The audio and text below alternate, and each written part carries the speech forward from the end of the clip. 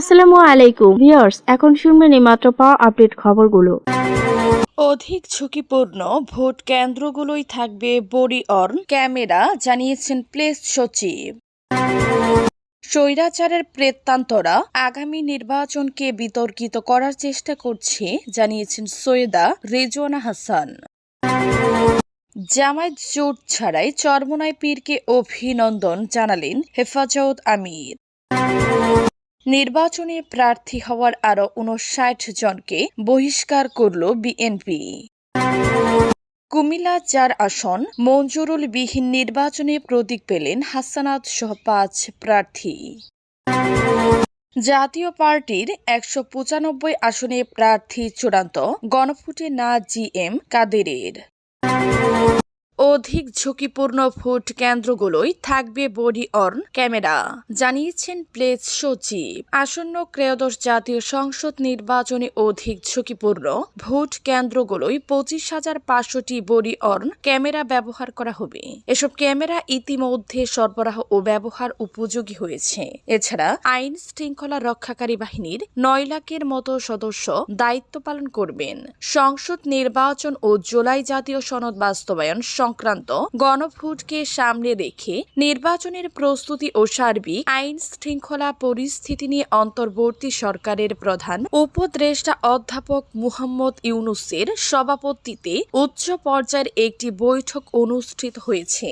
বৈঠক শেষে রাজধানীর ফরেন সার্ভিস একাডেমিতে সংবাদ সম্মেলনে ওই বৈঠকের আলোকে নির্বাচনের প্রস্তুতি তথ্য তুলে ধরতে গিয়ে প্রধান উপদেষ্টার প্লেস সচিব শফিকুল আলম এ তথ্য জানান। প্লেস সচিব বলেন, এবার ১ লাখের বেশি সেনাবাহিনীর সদস্য থাকবেন, আর নৌবাহিনীর ৫,০০০-এর বেশি ও বিমান বাহিনীর ৩,৭৩০ জনের বেশি সদস্য মোতায়েন থাকবেন।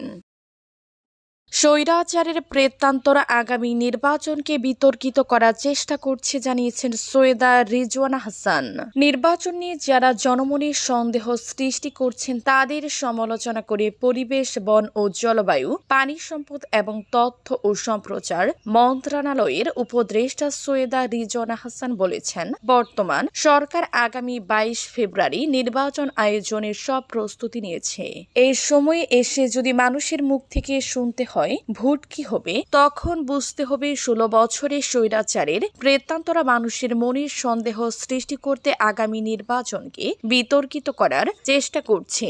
বুধবার দুপুরে জেলা প্রশাসন আয়োজিত ফরিদপুর শহরের আমেরিকা মেমোরিয়াল ময়দানে আয়োজিত গণভোট ও নির্বাচন উপলক্ষে উঠান বৈঠকে এসব কথা বলেন রিজওয়ানা হাসান। এর আগে জেলা প্রশাসক কার্যালয় চত্বরে তিনি গণভোটের রিকশা গণভোটের প্রচার কার্যক্রমের আনুষ্ঠানিক উদ্বোধন করেন। পরে সেখান থেকে বর্ণাঢ্য শোভাযাত্রা নিয়ে এ মত বিনিময় সভায় প্রধান অতিথি হিসেবে অংশ নেন। এতে সভাপতিত্ব করেন জেলা প্রশাসক মুহাম্মদ কামরুল হাসান মোল্লা।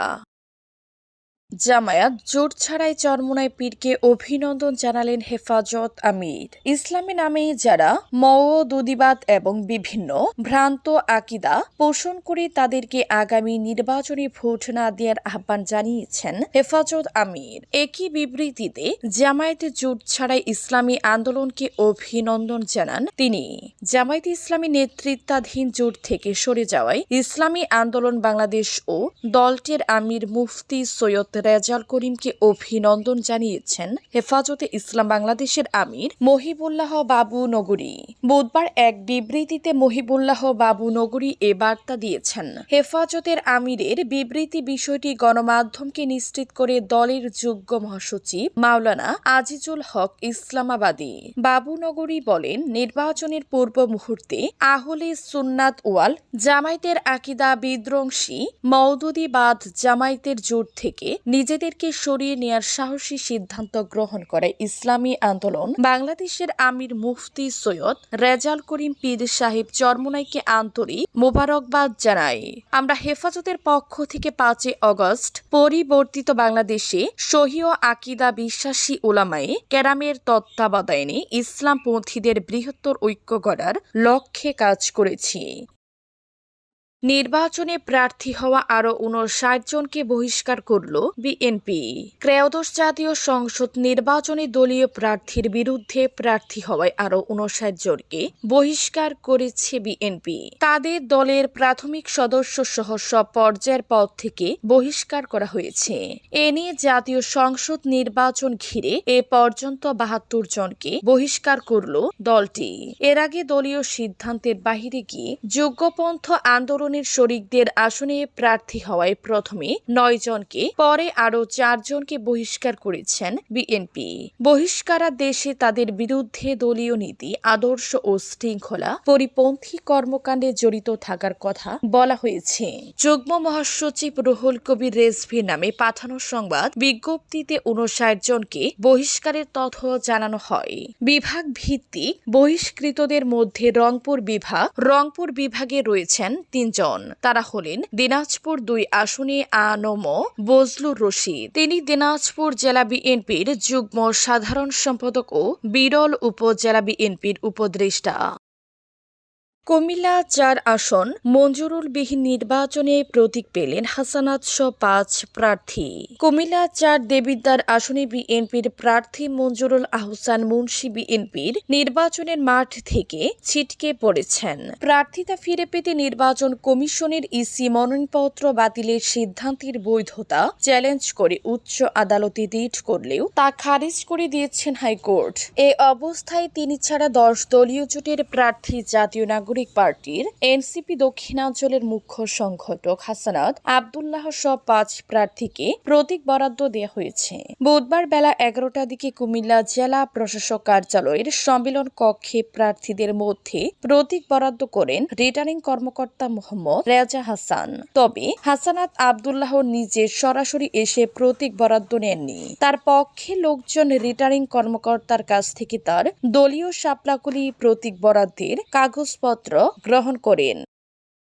জাতীয় পার্টির ১৯৫ আসনে প্রার্থী চূড়ান্ত, গণভোটের না জি এম কাদেরের। ত্রয়োদশ জাতীয় সংসদ নির্বাচনে ১৯৫টি আসনে দলীয় প্রার্থীর নাম প্রকাশ করেছে জাতীয় পার্টি জাপা। চূড়ান্ত তালিকা অনুযায়ী জাপার চেয়ারম্যান জি এম কাদের রংপুর ৩ আসন থেকে নির্বাচনে অংশ নেবেন। দলের মহাসচিব শামীম হায়দার পাটোয়ারি গাইবান্ধা ১ ও গাইবান্ধা ৫ আসন থেকে প্রতিদ্বন্দ্বিতা করবেন। এছাড়া পাবনা ২ আসনেও দলটির প্রার্থী রয়েছে। তবে নতুন তফসিল অনুযায়ী পাবনা ১ ও ২ আসনে প্রার্থিতা প্রত্যাহারের সময় আছে ২৬ জানুয়ারি পর্যন্ত। এর মধ্যে পাবনা ১ আসনে দলটি কোনো প্রার্থী দেয়নি। শেষ পর্যন্ত দলটি ১৯৬টি আসনে প্রতিদ্বন্দ্বিতায় নামতে পারে। গতকাল মঙ্গলবার রাজধানীর একটি হোটেলে সংবাদ সম্মেলন করে প্রার্থী তালিকা প্রকাশ করেন জাপার মহাসচিব শামীম হায়দার পাটোয়ারি। এ সময় দলের চেয়ারম্যান জি এম কাদেরকে দলের শীর্ষ পর্যায়ের নেতারা উপস্থিত ছিলেন।